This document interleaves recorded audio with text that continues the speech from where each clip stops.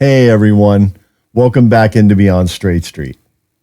I'm Pastor Mark, and this is a special edition of Story Time. Story time. Special. Today on Story Time, we have a little tale called Beggar's Blind, and it goes something like this.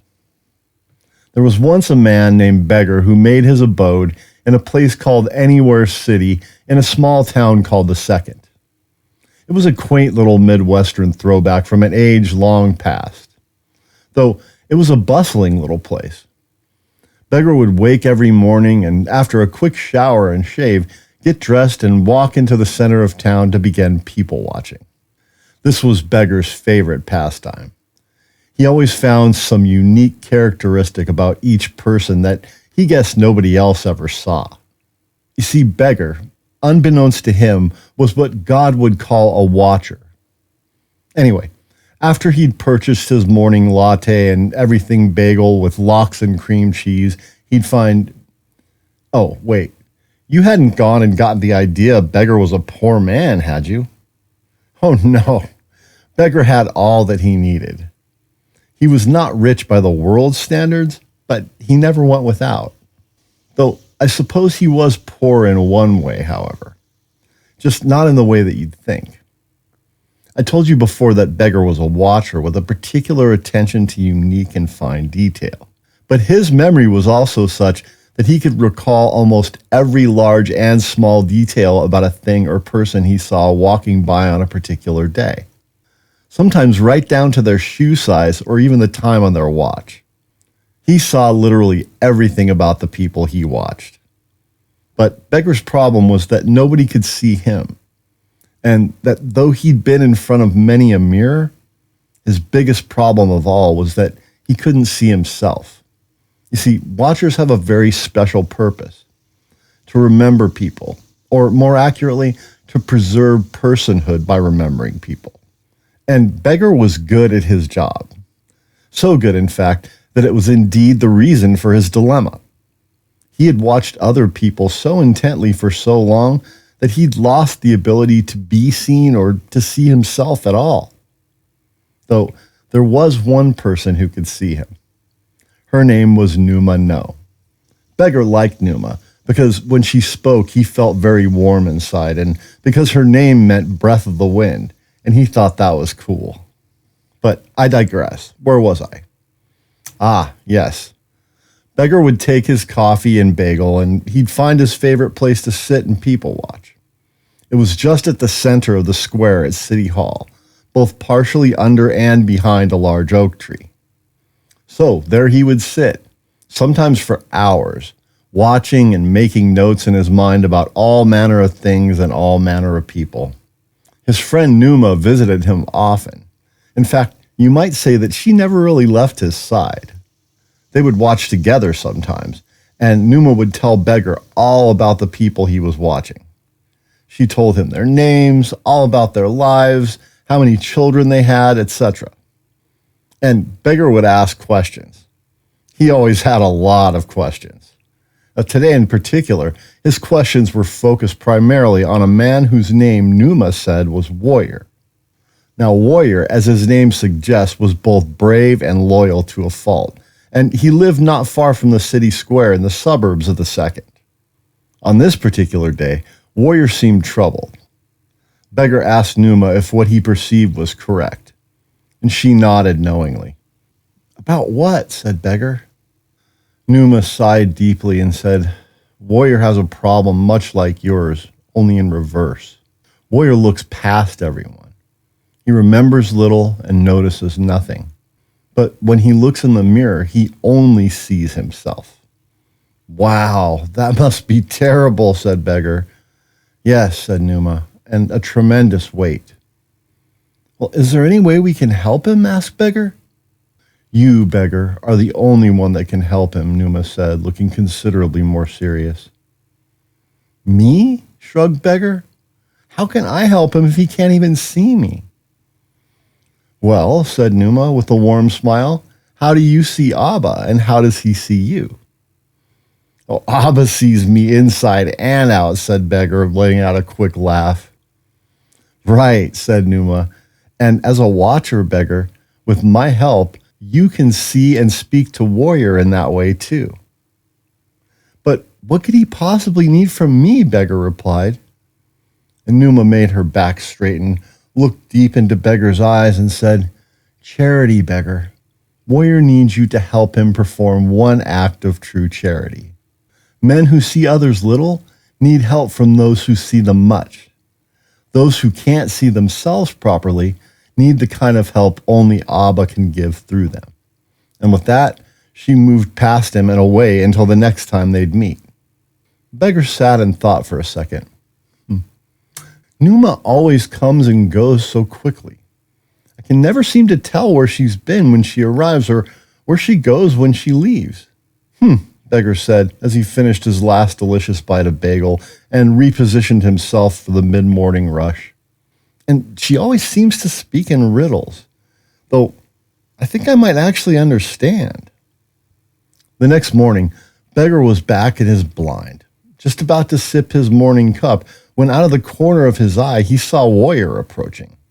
And just then, Numa also appeared again by Beggar's side. This morning, I want you to concentrate on his eyes, Beggar, she said. Tell me what you see, not on the surface, but deep in, even behind the eyes. So Beggar focused his ever-curious gaze on Warrior's eyes and began to look intently.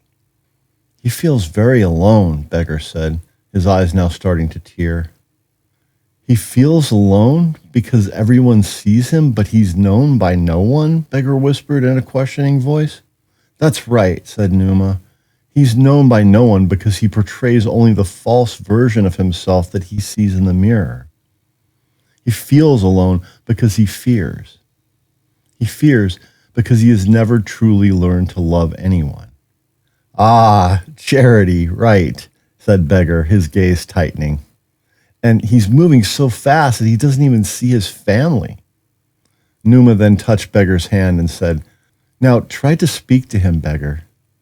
Let Abba's love for him come fill you up inside, then just say the first thing that comes to mind.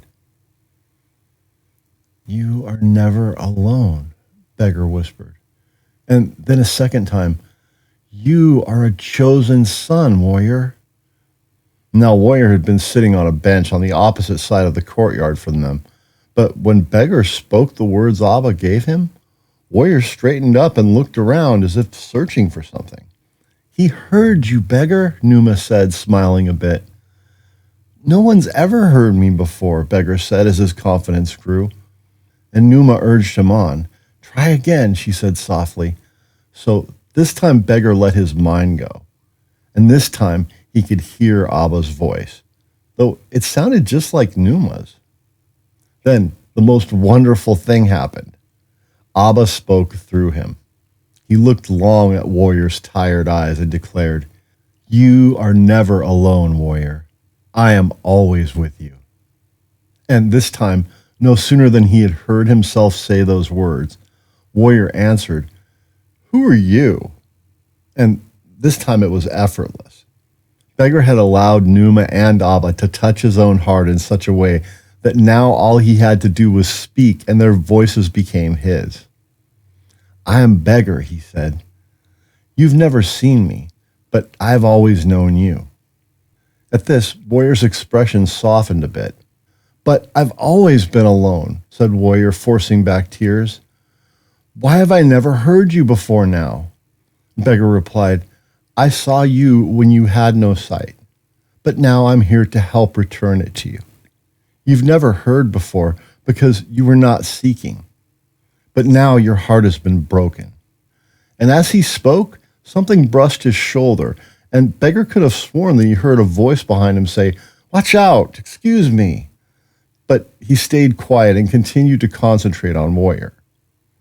Warrior was hunched over in the same spot, and in that moment could no longer hold back his sobbing. He began to weep and groan deeply. I've been waiting so long for you, Warrior said through tear-soaked hands. The depth of my pride is a heavy anchor. It blinded me to all but myself. And as the weight of grace began to rest on Warrior's shoulders, they all spoke again. Beggar then heard himself, Abba or Numa, he wasn't really able to tell which at this point, say to Warrior, "The anchor of your pride will be lifted in the moment you begin to love. You know what you need to do." And after a long moment, Warrior raised himself up, lifted his head, and started across the courtyard toward Beggar. Now, Beggar was used to people walking toward him, but this time was different. It seemed impossible, but when Beggar looked at Warrior, this time he saw acknowledgement from another human being for the first time in his life. Could Warrior actually see him, he thought? A smile appeared on Warrior's face as his pace quickened. "I can see you. I can see," he said loudly. "Hello, my name's Warrior." And Beggar saw and heard everything, but he could scarcely believe what was happening. "You can see me?" Beggar said dubiously. "Yeah," said Warrior, "I can see you just fine." "But nobody ever sees me," Beggar said as he began to cry. Warrior, still fighting back his own tears, though now they were tears of joy, sat down beside Beggar and put his hand on Beggar's shoulder. "Abba and Numa have always seen you. They told me to come to you." "Abba and Numa?" Beggar said. "You can see them too?" "I see them very clearly in you, Beggar, just like they said I would. They also told me that you've been having trouble seeing yourself," replied Warrior confidently. "In fact, they said we're very similar in our individual maladies." "What do you mean?" Beggar said. "I can see you real well." Warrior laughed warmly and wiped away a tear and said, "Yeah, I thought I could too. But then they explained it to me. You see, Beggar, you see everything. Everything but yourself in them." "In them?" Beggar said. "You mean Abba and Numa?" "Yes," said Warrior. "When you spoke to me earlier, I saw you. I saw you because Abba and Numa are in you now." "Huh?" cried Beggar, now completely confused. "Love, Beggar. I saw real love for the very first time," Warrior said, his smile widening. "Love that must be first received and then given back away." "Charity," Beggar said to himself in no more than a whisper. "I am Warrior's one act of charity," he said, only this time in his spirit. And Abba and Numa were right there to confirm it for him. "Yes, Beggar," they said, "and he is yours." "I still don't understand," said Beggar. "What Warrior told you is true," they continued. "It's love that holds all things together. Warrior saw our love in you, Beggar. Now it's time that you start seeing yourself through love in us."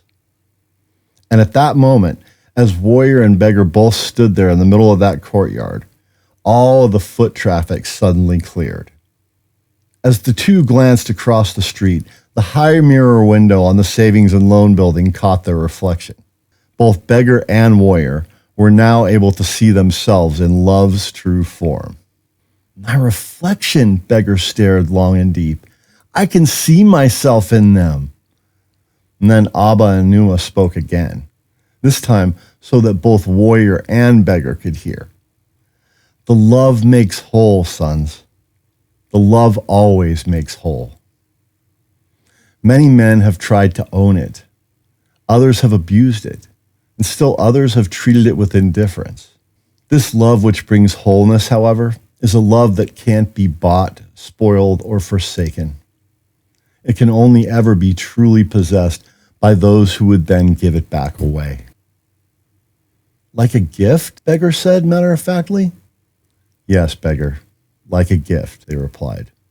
"The very greatest gift that one can give to another." I love you all, and I'll see you soon.